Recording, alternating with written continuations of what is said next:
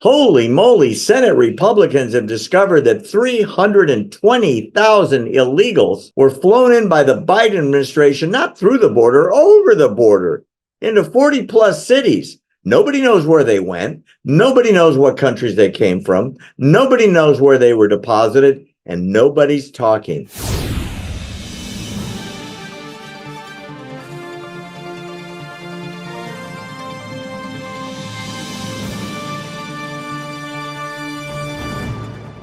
We've talked about this before. I'm still so shocked. I'd like to do a separate segment on it. House Republicans have uncovered the fact that 320,000, I'm going to say it, illegal immigrants who are felons entered the United States courtesy of Joe Biden's airlift program. According to this report that we're trying to get, everyone wants to know, they were sent into 43 cities across the United States, and a group of House Republicans, 22 of them, are demanding answers to a bunch of questions. Here's what they are. They want to know what prompted the practice of flying illegal immigrants into the United States from Latin America with no papers.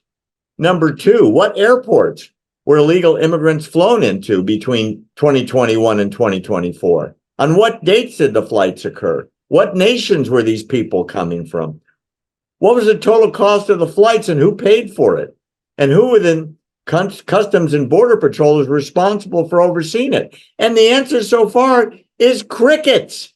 Yeah. And the Congress can't find out. What the heck? Yeah, no, absolutely. We, the American people, as well as our representatives in Congress, have every right to know what this was about. The secret flights were intended, obviously, to remain secret. But again, that report got out.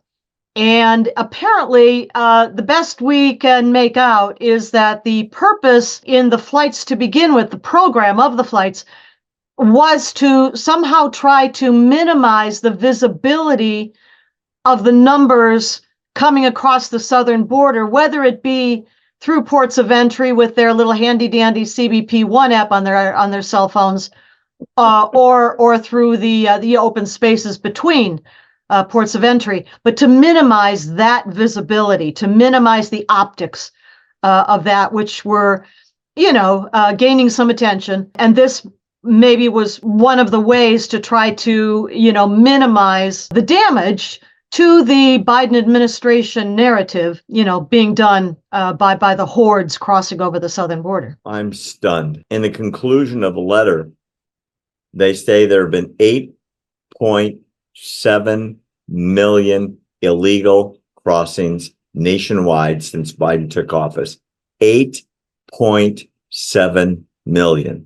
Because Joe Biden, on his first day in office, said, I'm going to stop the wall, and he did it. And in they poured. 320,000 over the wall. Well, however, they got in over the wall by plane, by foot, whatever. The point is that the attempt is to change the demographics of this country in such a way that the people here now who don't want any more part of the Biden administration, or its policies, get diluted. That population of we the people gets diluted with all the newcomers.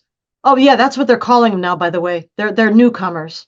That they get diluted by the newcomers.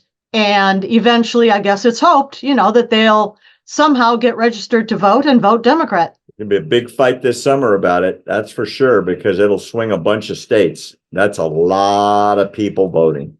And let me guess, someone will facilitate picking up the ballot, bundling them up, and delivering them to the polling place. I'm sure that's the plan. Very likely.